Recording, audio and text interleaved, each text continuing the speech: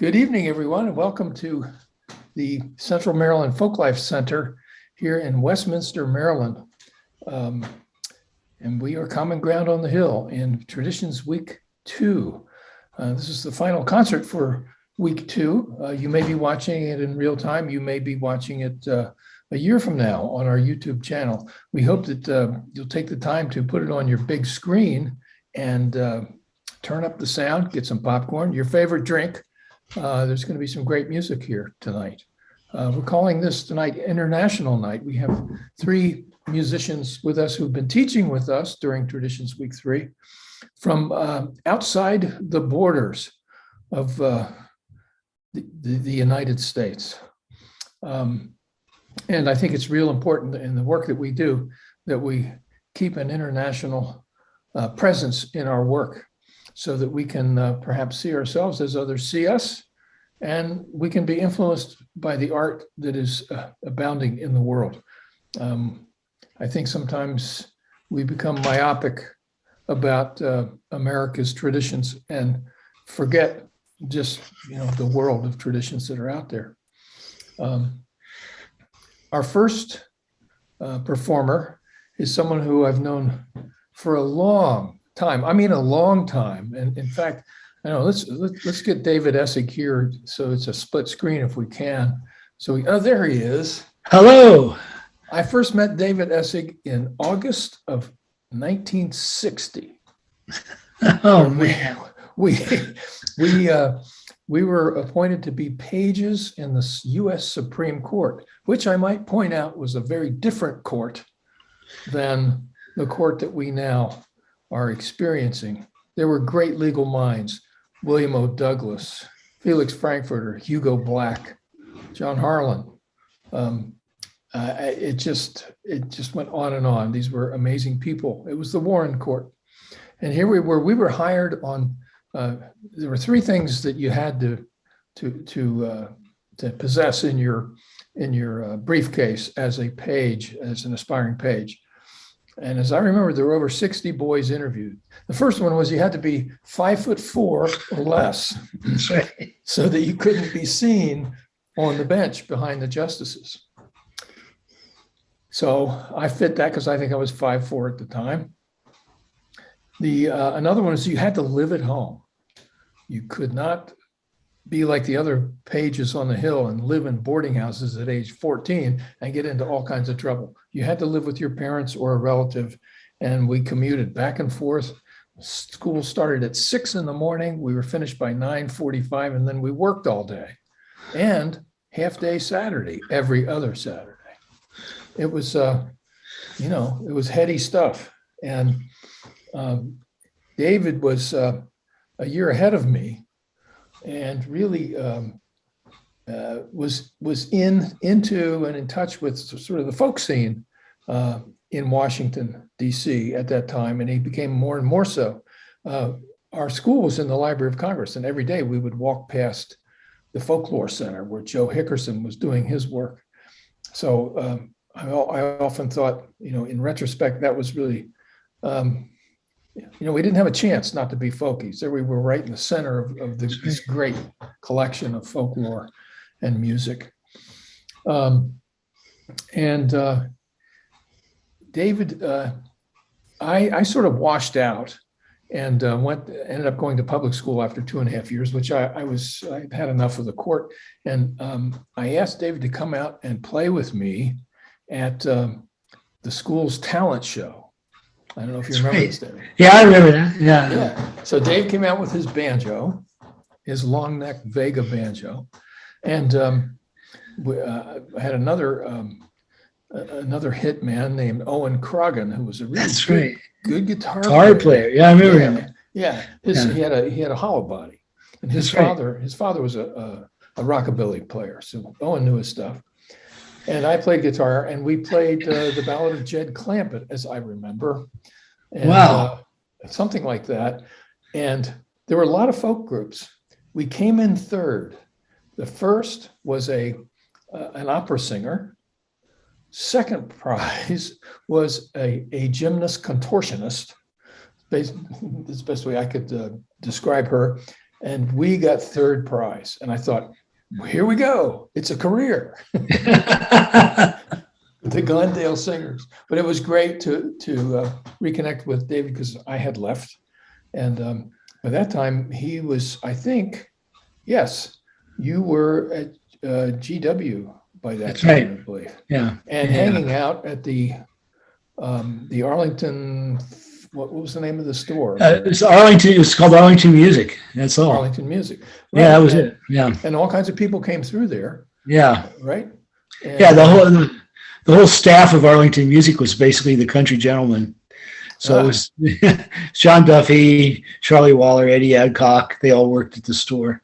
wow. John Duffy's wife Nancy was the store manager, and Really? it was bluegrass heaven. And John was the only guy in Washington at that time who could do authorized repairs on Martin guitars. So anybody who came into town and kicked their D28 off the stage at the cellar door, they came over to us and got it fixed. Wow. So that was a baptism by fire for you. Oh yeah. It was incredible. Yeah. And It was you ended up meeting and learning from Mississippi John Hurt, right? Yeah, because when John Hurt was brought up to Washington to start recording and being documented by the Library of Congress and the Smithsonian, they got him an apartment, which is, I think of it now as kind of a cruel thing, but they got him a solo apartment out in the suburbs of Northern Virginia, Yeah. like about 6 blocks from Arlington Music. So he used to come in and buy strings, and we didn't know who he was. And then we got to talking to him and found out. Oh, And really? then we would kind of adopt him a bit, and we took him to a lot of parties and stuff, and so he wouldn't feel so lonely. He was there all by himself. It was kind of a sad thing, and Yeah. and so it was a good relationship. He got some buddies, and we got to be with a legend and learn to play. It was a Wow. pretty Mississippi amazing John Hurt. experience. Wow. Amazing time. Yeah. Yeah. Yeah. For those of you who don't know about Mississippi John Hurt, he was recorded early in his career in the 1920s, I think, That's right. and Yeah. then quote unquote rediscovered and became a major fixture on the folk revival scene, playing at Newport and all over the place. And his style of guitar playing influenced countless players. Yeah. Yeah. Yeah. So that was the last I heard of David, and then I went my way, and he went and ended up getting you got your PhD, didn't you? Yeah. Madison. In Madison, Wisconsin. Yeah. Next thing I said, I'm playing music up in the Catskills and touring around, and I see this picture of David Essig at the Mariposa Folk Festival. I went, oh my gosh, he's still at it. Wow. So I reached out to David, and we reestablished our relationship. And Right. it's been just wonderful. I haven't seen enough of him because he lives out there on the left coast of Canada. I can't get out there, but I must. In 1988, he produced my Stepstone album, which won a Narrowed Award back in the day. It's a long time ago now. Yeah. Really. But throughout the years in traveling and playing in Canada, I stayed at David and Melina's a number of times, and it's just been a very rich relationship, and it's been exciting to watch the arc of his career, which is international. You said a funny thing. I asked you, what do Canadians think about the United States? And you compared it to what? Do you remember telling me this? No, I don't remember. What did I say? You Tell said, me. well, we think of ourselves as this nice little studio apartment sitting on top of a giant meth lab. Oh, yeah, I remember that. Yeah, but what for many of you, if you don't know about this, the folk community is really interconnected. Canada and the U.S. It's very fluid.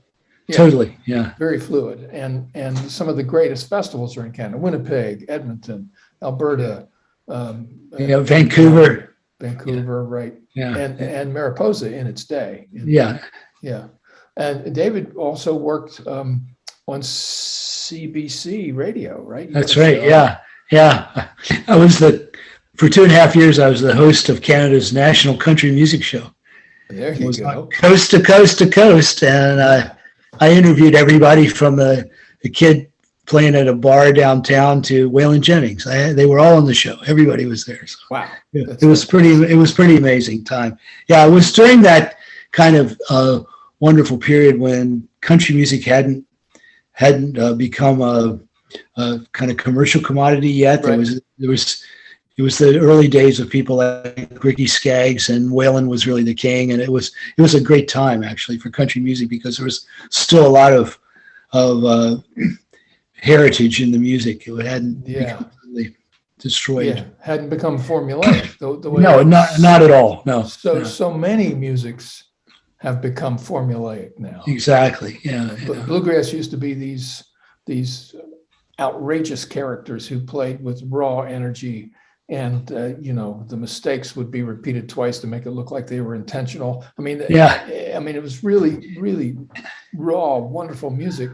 And now it's wonderful. It's incredibly well executed, but for my money, it's sort of lost that thing. Although there are some young players who can still tear it up.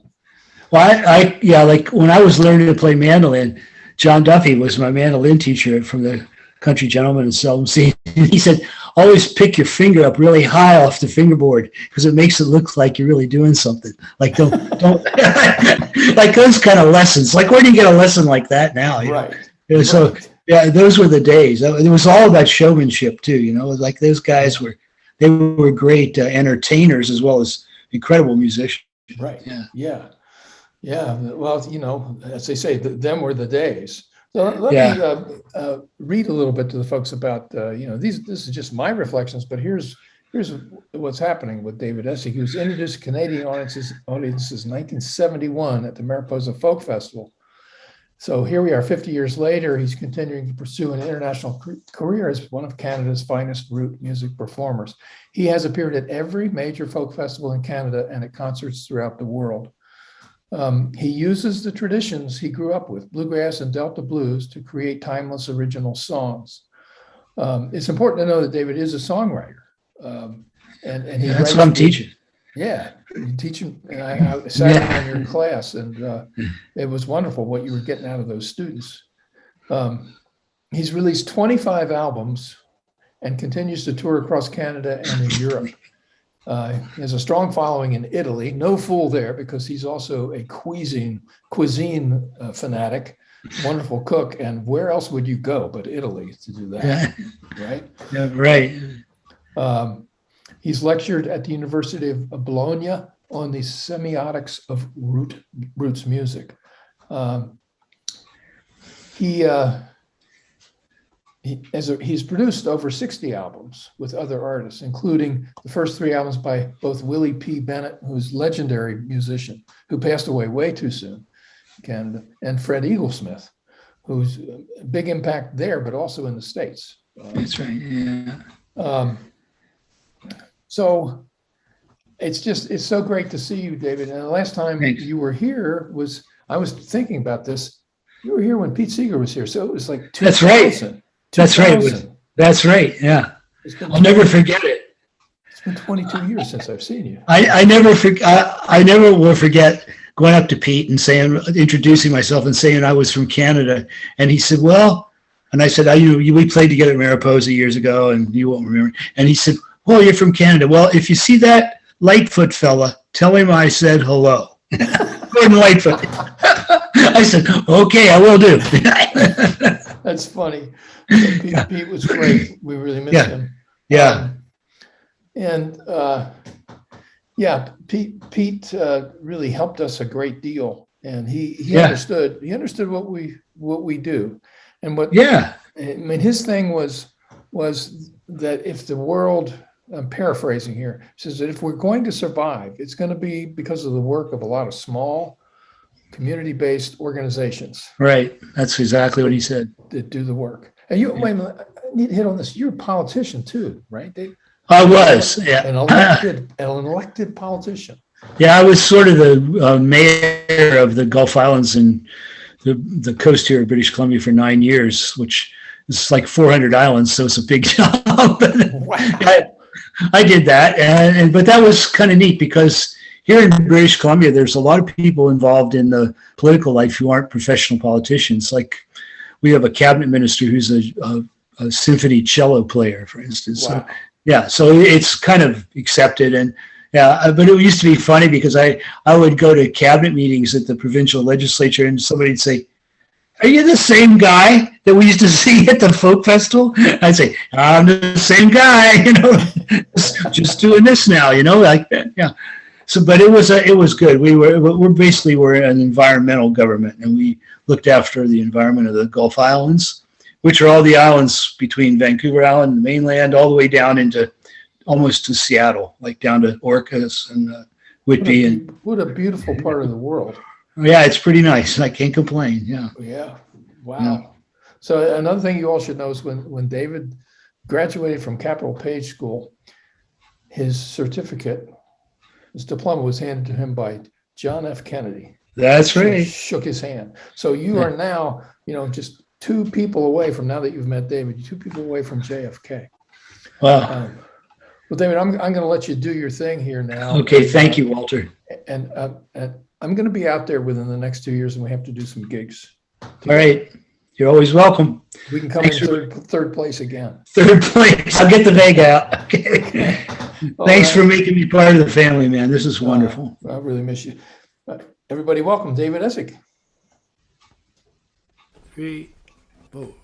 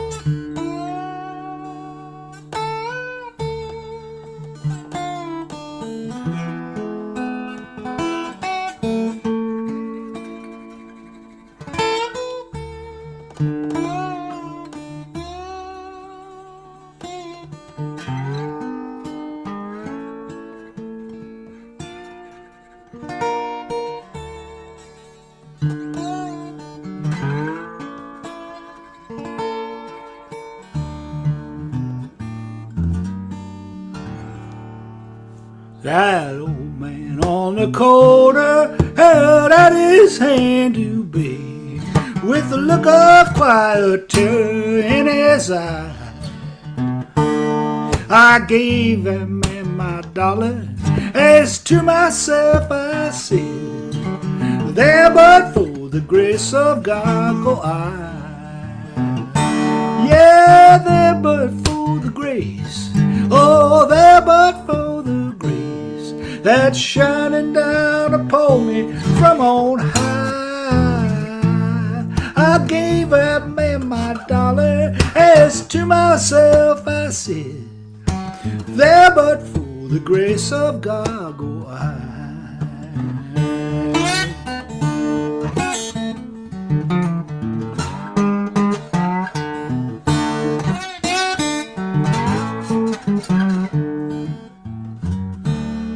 Now the desperate one found swinging from a rafter in the shed, they cut him down so rigid and so dry. How many times have I stood in that same place and said, there but for the grace of God go I. Yeah, there but for the grace, oh, there but for the grace that's shining down upon me from on high.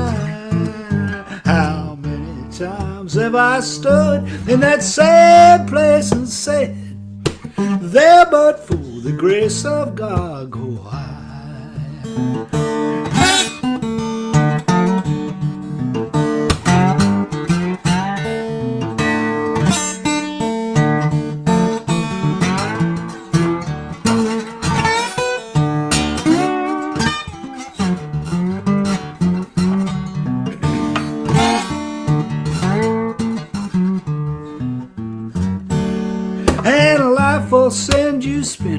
like a ball upon the wheel, with those complex laws and numbers to defy.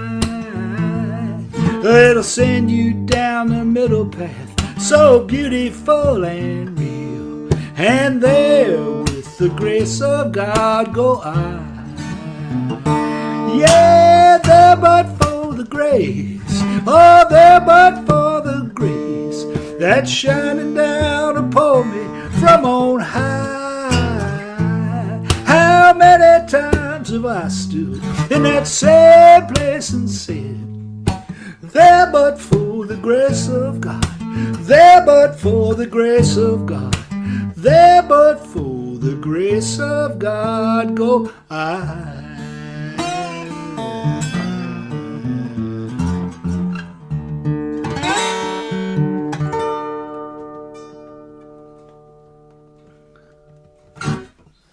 Well, greetings from beautiful Protection Island here in the Salish Sea of British Columbia. I'm David Essig, and it's a pleasure to be joining you tonight for the International Night here at the Common Ground on the Hill festivities this week. Thank you so much for joining us for this concert, and thank you guys so much for participating in all the programming that Common Ground has been featuring over the course of this year's edition of the wonderful gathering that we have. Even if we're online and far, far away, we're still so close together in our hearts, and that just means the world to me. A big thank you to the students in my songwriting class. They've just been marvelous, and of course I've learned as much from them as I hope they've learned from me. It's just been an incredible experience. That song I just played is a song I wrote a few years ago, kind of about homelessness. I want to do another original one now. Over the last couple years during the pandemic, we've all been spending a lot of time at home. And one of the things I've done in the course of this isolation period is I went back and took 13 songs that I'd written and performed over the years. Over the last 50 years, I've been writing songs and playing out. And I took 13 of those songs that had special kind of narrative quality to them, and I wrote a set of short stories based on the songs, and I put them together in a book that was published this spring, April. It's called Fair Days, and I brought a copy of it along here. You can take a look at it. Fair Days is a collection of the 13 stories that I wrote based on the 13 songs, and I also re-recorded all 13 of the songs in my studio. And the book comes, you can buy the book with a CD tucked inside of the 13 songs, or you can get the book by itself, and all the music's available on SoundCloud. It's all there for free. Anybody can go in and listen to it anytime you'd like. Just download it, stream it, whatever you want to do.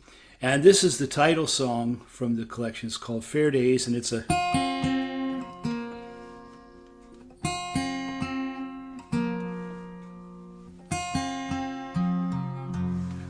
is a portrait of a couple going to a country fair in Paris, Ontario in Canada. And the country fairs in Canada are a lot like the country fairs in the States. The accent may be a little different, but the spirit's about the same. And people go and have a good time, and sometimes they get in a little over their head. So, excuse me, I wrote this song about a couple in Paris, Ontario going to the fair. And it's sort of my tribute to the minimalist writing tradition of people like particularly I think of Raymond Carver when I sing this. On fair days, she'd drink till her eyes rolled around in her head, and the bed was a merry-go-round. She'd sit on my lap and say, let's go to town. And I'd kiss her like there's no tomorrow.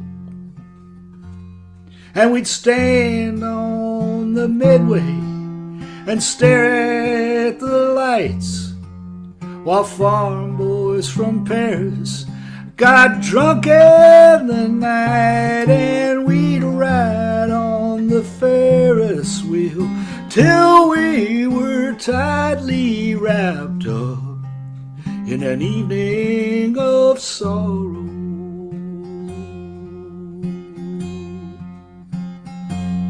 And she'd stand by the big top and say, God, I'm stoned. You know when I start, I can't stop. So please take me home. And we'd stand there together and feel so alone on that evening of broken illusions. Now don't make a scene or the people will stare. Then she'd say something mean and she'd pull at her hair and she retched in the ditch saying life isn't fair. I said, sweetheart, you reached your conclusion.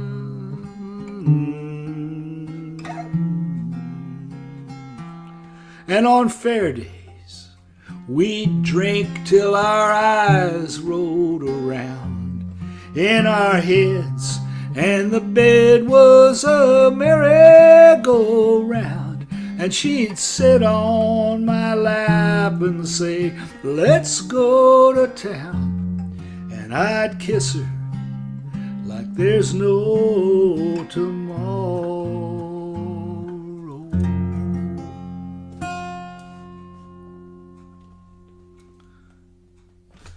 So that's my song, Fair Days, a portrait of a couple at the fair, Paris, Ontario, Canada. And I'm going to go way back now, and it's a recent song, but it talks about a long time ago. When I was a kid growing up in the Washington, D.C. area, I was born in Frederick, Maryland, and lived there till I was 6 or 7.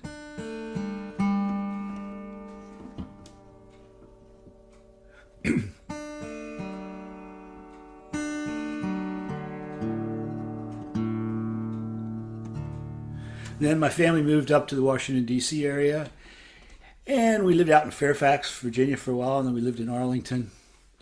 And that's where I finished up school, living in Arlington. And I got into playing music, and about 1967, I think, 68, I bought this guitar, Martin D18 from 1938. I bought it from John Sear. We worked together at the Arlington Music Store, and John Duffy fixed it up for me, and I've played it ever since. I've had this guitar for over 50 years, and it still stands the test of time. And I wrote this song on this guitar about things that happened to me when I first got it, when I was first learning to play. My mom was a great lover of this music, and she always encouraged me to play. And she was blind from glaucoma. So we'd sit around the house, and I eventually taught her to play the auto harp. But a lot of the time, I would just sit and play the guitar for her. And she'd been born up in Berkeley Springs, West Virginia, and always wished she could have gone back there. And she said my music kind of reminded her of that. So this is a portrait of those times. It's called Falls Church 65, which is where we were living in 1965. And it's another hot day in Virginia, and Mama's making iced tea, and everyone's gone to the movies except for my mama and me. 'Cause my mama, she don't like the movies, not even old Gone with the Wind. We saw it once at that big place downtown. Said she couldn't sit through it again. No, she'd rather stay home with my guitar. Pick it solid like old Lester Flat. Play Blue Moon of Kentucky. Mama said, child, you're lucky. I said, Mama, what in the world now could you mean by that? She said, there's a lot of little boys in Virginia who can play that old guitar, but not many can play it like you. Let's have a ginger and jack till your daddy gets back. And every word I'm gonna tell you is true.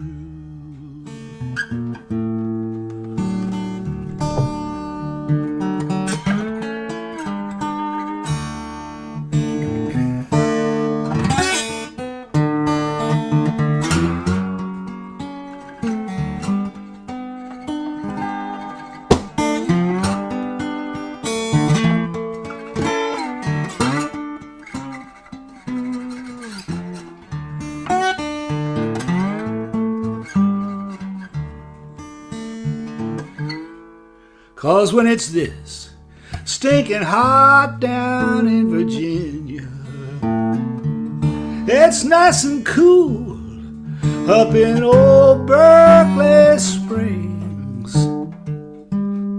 And that song that you play, you know it takes me away, back home to those mountains again. And I could see that my mama was crying. She wiped a tear on the edge of her shirt.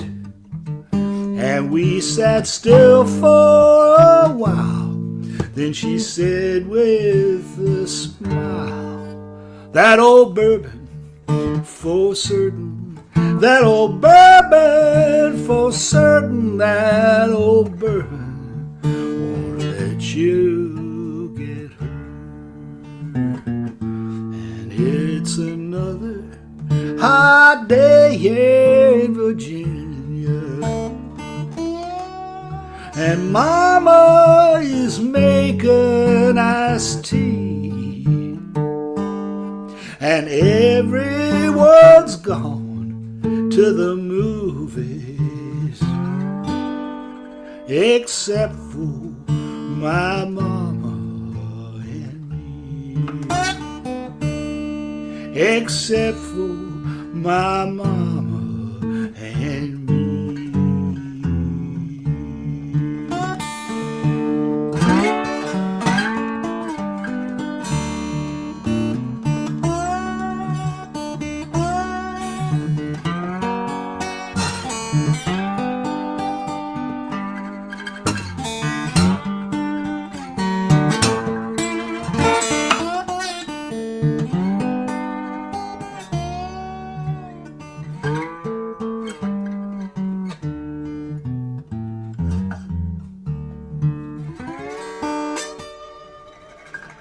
Thank you, Common Ground. We'll see you next time.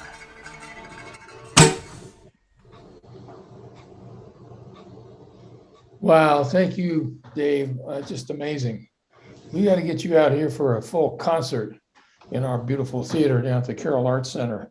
If you dare cross the border and come back home. I think, didn't you at some point live in Westminster?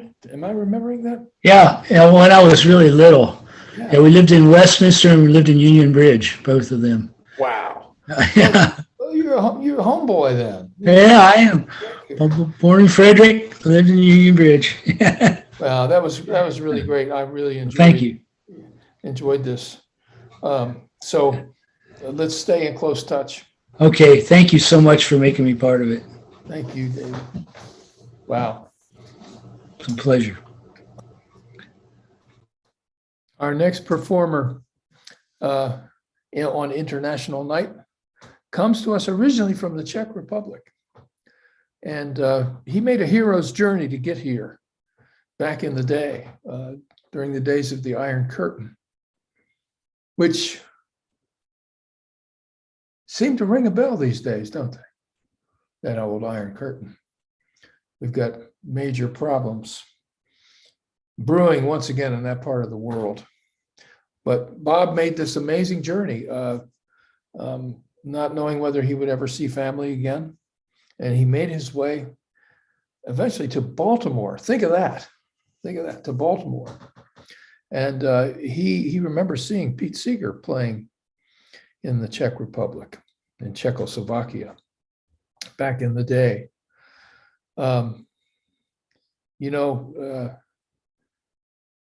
Pete Seeger was really an emissary, an unselected one, but went on of his own accord and showed people around the world what could be possible for them and for us to get to know them and embrace them.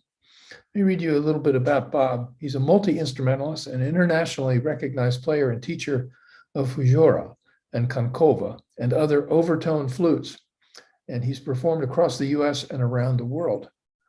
He established and co-organized 3 international festivals in Slovakia, has taught fujora workshops in US, Slovakia, and the Czech Republic, and appeared in film, on TV, and radio in the United States, the Czech Republic, and the Slovak Republic. The Maryland State Arts Council recognized the fujora as a local traditional instrument and sponsored Bob teaching an apprentice for 1 year as a master musician. I urge you to see his TED Talk on fujora and freedom, describing his personal musical journey. So look that up under TED Talks, and you won't be disappointed. It's quite an amazing story. He plays both traditional Slovak and current repertoire, but also composes for fujora and guitar, keyboard, and other instruments. He has performed acoustic blues with the Archie Edwards Blues Heritage Foundation for a number of years. Blues on that flute. It's been wonderful to have Bob on our staff for a number of years now, and he manages to bring people to study with him. It's interesting, he discovered, I don't know if he discovered the flute. He probably knew of it, but he was all involved in folk music, sort of world folk music as we knew it, and especially he played the banjo and guitar and, emulated Pete Seeger and that sort of thing. But then there was a point in his career, in his musical journey, I should say, where he realized that going back to the roots of his native country with these amazing flutes was where he was going to find his muse. So I'll get out of the way, and I want you to welcome Bob Rychlik.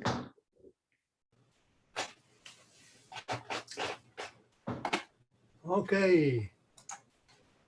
Oh, Barry, I don't know if you can see me very well. Oh, should I turn off the light? No, that would not help.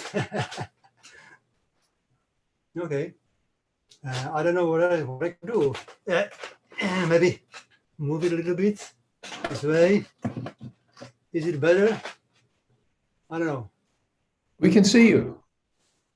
You cannot see me? We can see you. Can, okay. Yeah. Excellent. Yeah. Excellent.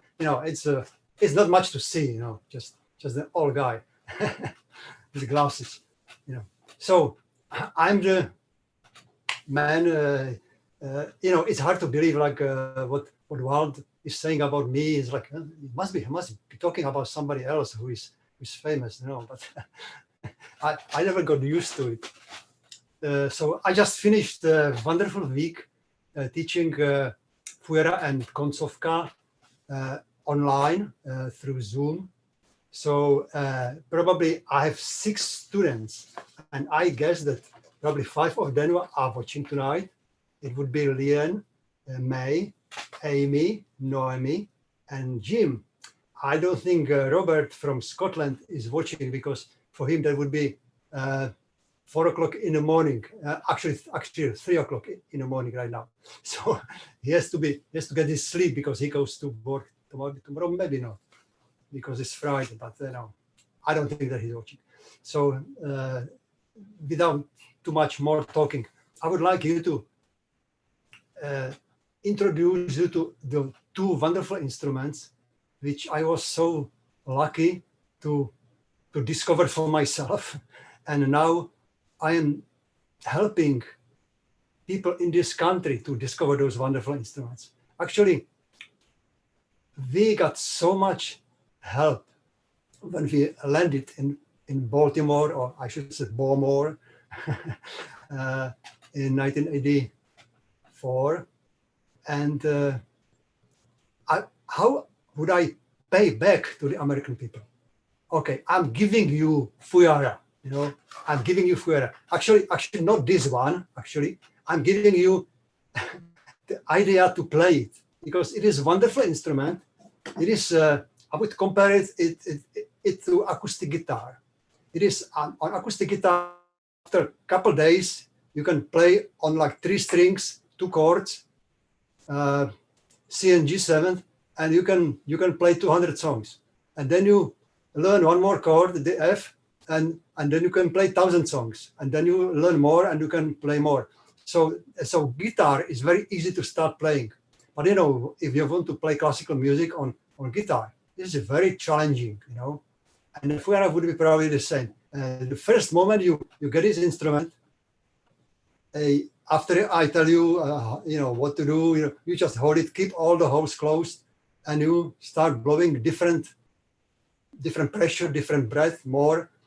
The whole overtone scale is on all holes closed, and then you just add to the. So you know, if somebody would be interested, you know, I can demonstrate a little bit. I have to move a little farther. So the 3 holes, I will keep them all closed, and you can play all these things like which is classical music, Eine kleine music by Mozart, you know, which is just the beginning. Or you can play just 2 tones. Here goes the bride, you know. And of course, the Amazing Grace is very easy, and all these songs. But I got to the point where I wanted to play more. And I remember about after 2 years having the Fuyara, I said, okay, what about American National Anthem? So I played the.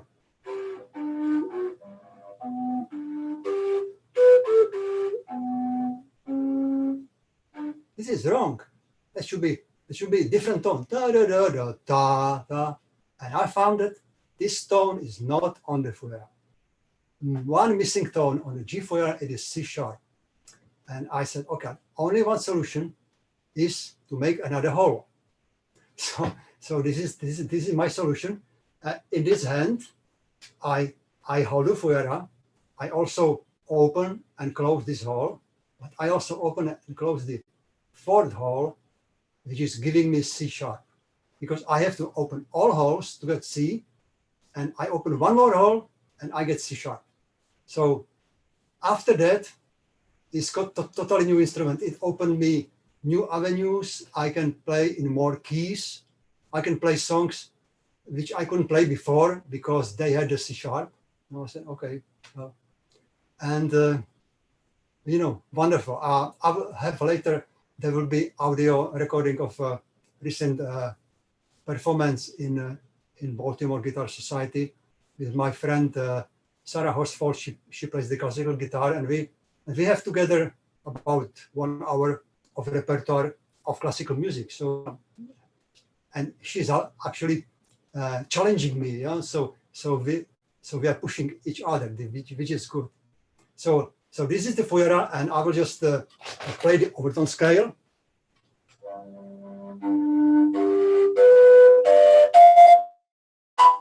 And when you go it from top down, it is Rosfuk or scatter.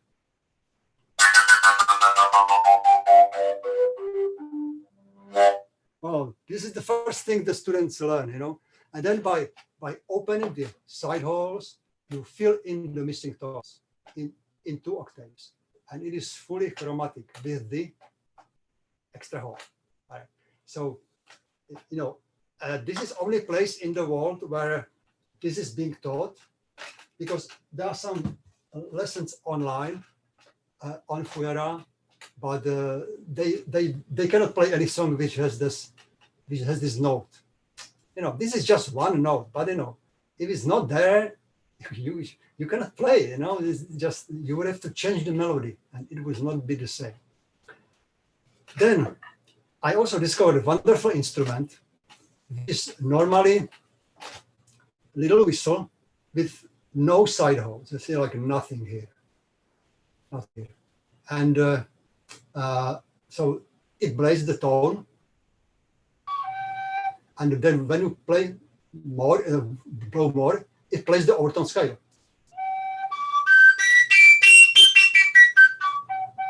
And when you close the end, the tone changes.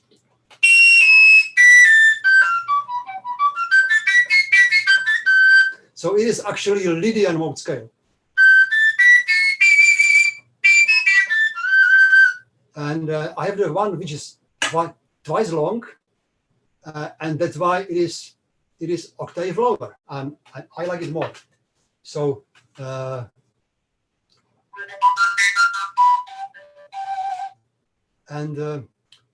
I was showing students before, these are so easy to play. People just start to, because this overtone scale and like opening and closing the end, everybody can learn this very fast. You just play randomly, blow more or less, and from time to time open a close scale at the end, and you get a melody which makes sense. There doesn't seem to be any wrong notes, which is wonderful. So I demonstrated by playing something what I have no idea what it's going to be. I will do this just now. I will just randomly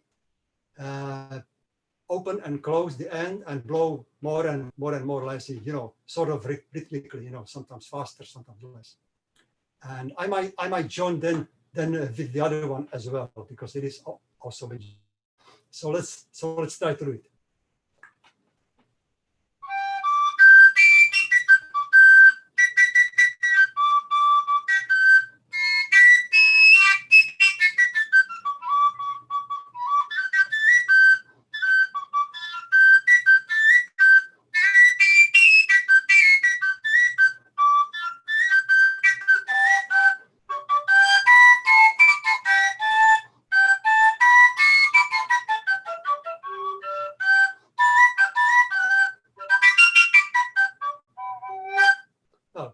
So little kids can do it, but then again, something was missing. I was not completely satisfied to play only Lydian mode songs.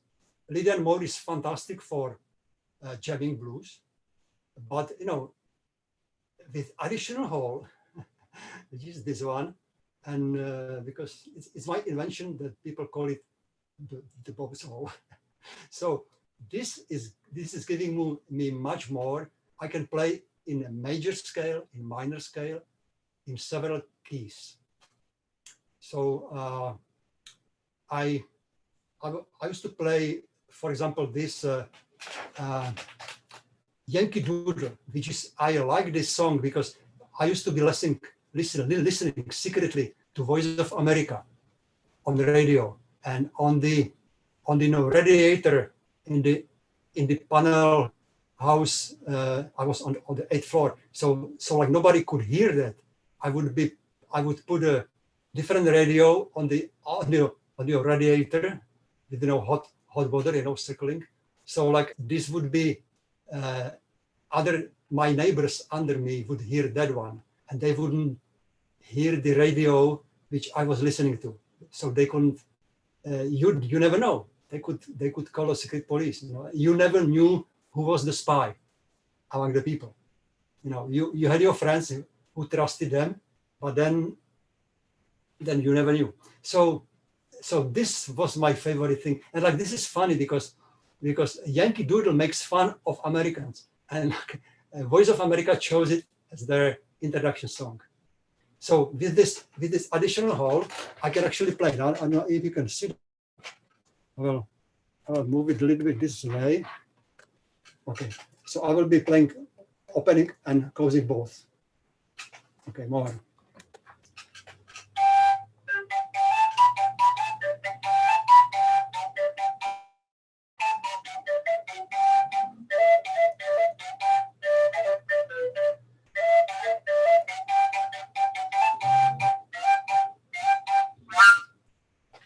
And because there was a 4th of July, and I discovered that that with the extra hole, I can play the American national anthem, not only on Fuera, but also on koncovka. Would you believe it? Would be done with one hole? I don't know. And now you would say, prove it. All right, so belated happy 4th of July. And here is my koncovka national anthem.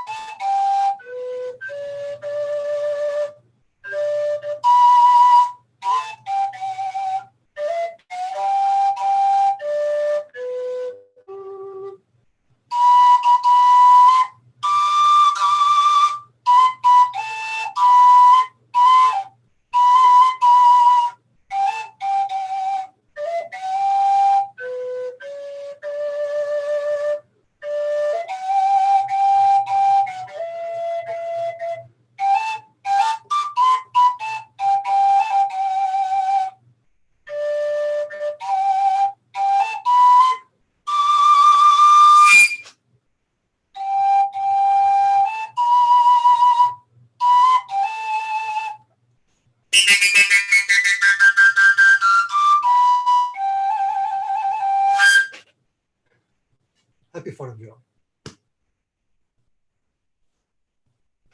There was only introduction, and I don't want to talk too much, because if you want to learn to play, please come to my class. Next week I'm teaching live both instruments. I have instruments for everybody.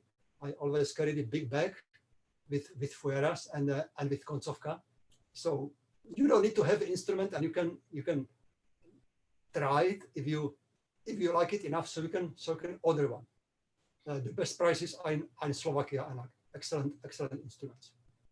So Bob, could you give us a quick tune on the large flute? Okay, sure.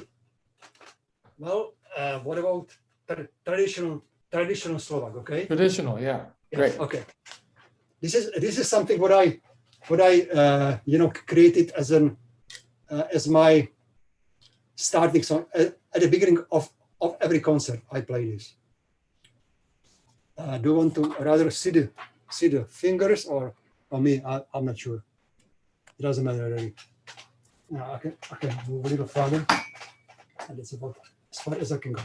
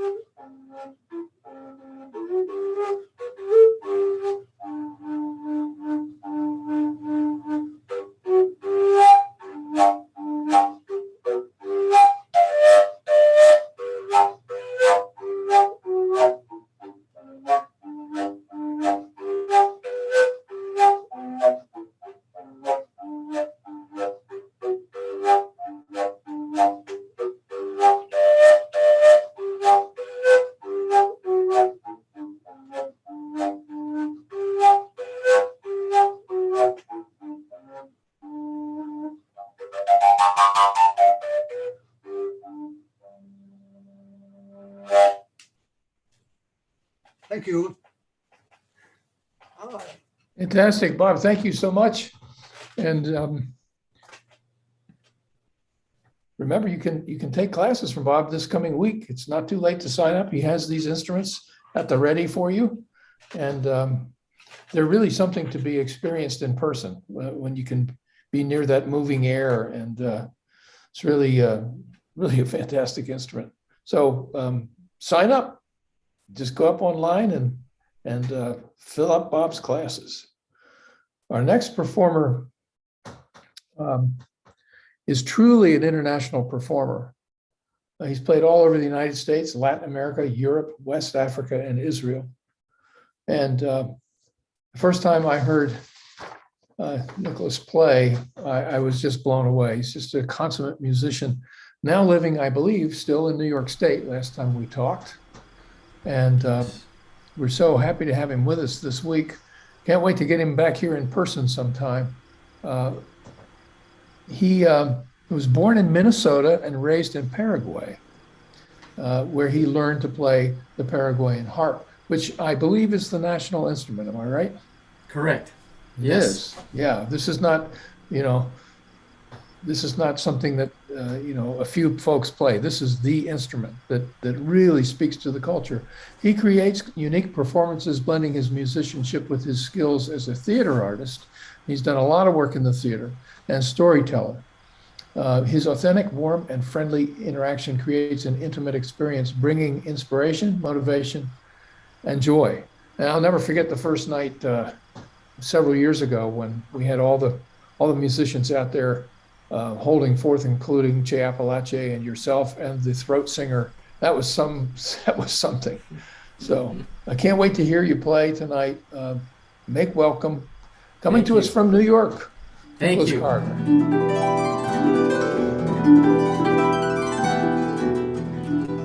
Yes, thank you, Walt. It's a pleasure to be again with Common Ground. What a delight! What a delightful experience to have been jamming with so many incredible, wonderful people. This experience of being with musicians is always a treasure, isn't it? Joining together forces with musicians. And today I want to honor a musician. He's this gentleman from Jersey. His name is John Kovac. He passed away just a couple days ago. He fell in love with the Paraguayan harp, and he gave up his career as a lawyer and began building harps in the mountains where he built his home in the mountains of Virginia. And he used the idea of the Paraguayan neck for his harps, and he sold hundreds of kits for people to build their harps. He taught people to play harp. He played the harp, and I had the opportunity of hanging out with him in his mountain home, and just having what we do best as musicians is playing music and having a great time. So this is called La Partida from Venezuela.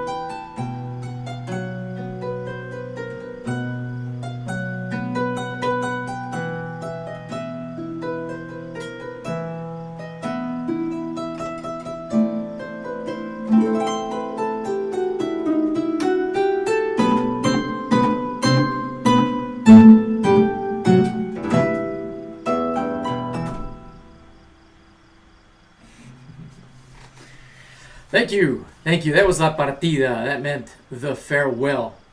And so the style of music that I grew up as a kid playing is called Paraguayan polka.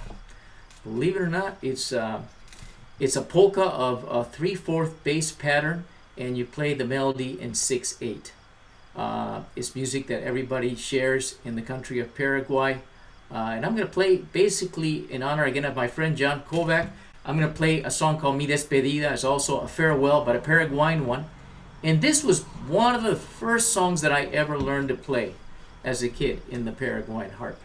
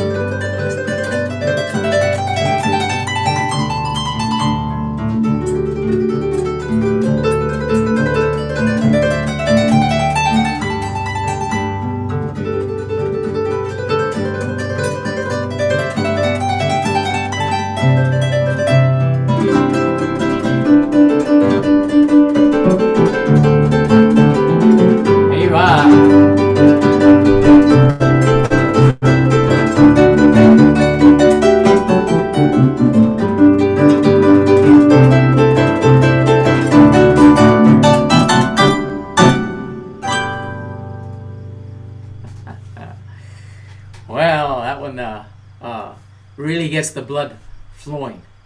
So can you imagine, a country where we actually beat the Guinness record with more people playing the harp at the same time. 420 people gathered in one space to play harps together. So you can imagine that was like this whoo sound of harps. But traditionally, normally the harp is accompanied by guitar players, maybe one or two guitars at the max. And It's an instrument, we are basically descendants of the troubadours of the Renaissance, because the Paraguayan harp is really a direct line descendants of a harp that was popular in the Renaissance period. And it was introduced to Paraguay through the Jesuit missionaries and introduced to the indigenous people of Paraguay called the Guaraníes. And the Guaraníes played flutes and drums, but they had no idea that you could make music with strings.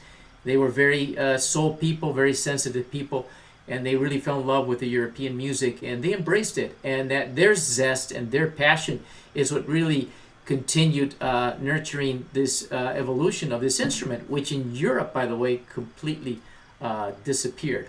And eventually, obviously, it became regarded as the symbol of the country. There were many changes done to the design of the harp that were by Paraguayans, and that's why it's the harp that carries the name of the country, the Paraguayan harp. I want to finish my set here with playing something that I composed, and I call this song in Spanish, it's called Camino de la Libertad. That means on the road to freedom. Something that I think all humans in life are always searching, that space of freedom, that inner freedom.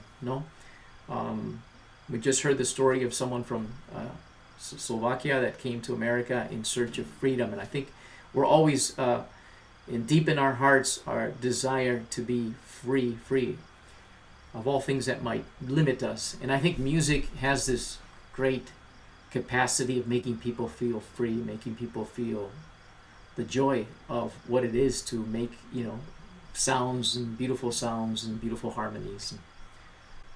Camino de la Libertad.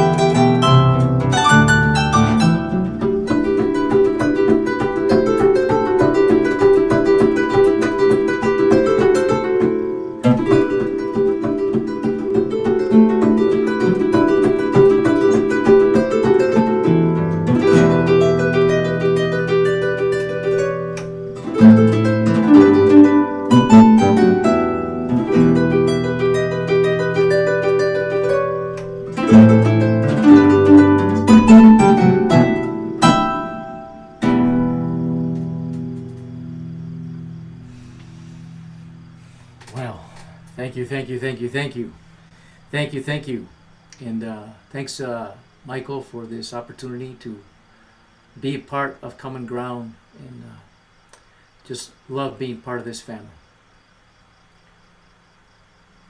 Thank you. Thank you, Nicolas. Wow, what I was transported. And I have to say, if that polka was the first tune you ever learned, man, you started out way ahead. There's a lot going on there. Just beautiful. And I wanted to ask, when there were how many harpers? 440? 420. 420. Is there a YouTube of that somewhere? There is, yes. Ooh, how do we find it? Yeah, look it up. If you look Paraguayan World Guinness Record, you're probably gonna find it. Yeah. Oh, I'm going to do that. It must have been. Now, who was in charge of tuning? That's I don't know. I don't know how that went. I have no idea. So I think musically putting 420 harps together is pretty crazy. It was more the challenge of getting all these Right. people in one place. Wow. And also it was a way to say to the world, like, yeah, here we are, we're on the map. We love this tradition that's called Paraguayan harp playing. It was a way to, Amazing. yeah. Amazing. It's such a, a complicated instrument to build, and then to play, and for that to be a national instrument. That's really something. It's really something. Yeah. It's very unique, but it's as a kid it was fun to see people walking into the bus with a harp and no cover on it. You know what I mean? Just it was interesting. You could just see the harp in so many different environments. And that was really wonderful. Yeah. I think we lost you, Walt. There you are, Marie. Hello, Marie. Yes, you're muted right now. So if you... I think we have lost Walt. So thank you all very much for coming to tonight's concert. It was wonderful music, and we're so grateful that you were able to be with us and to teach through this week and round things up. We couldn't think of a better way to end our Traditions Week's concerts with all of you. So thank you very much, and thank you for everybody for being with us.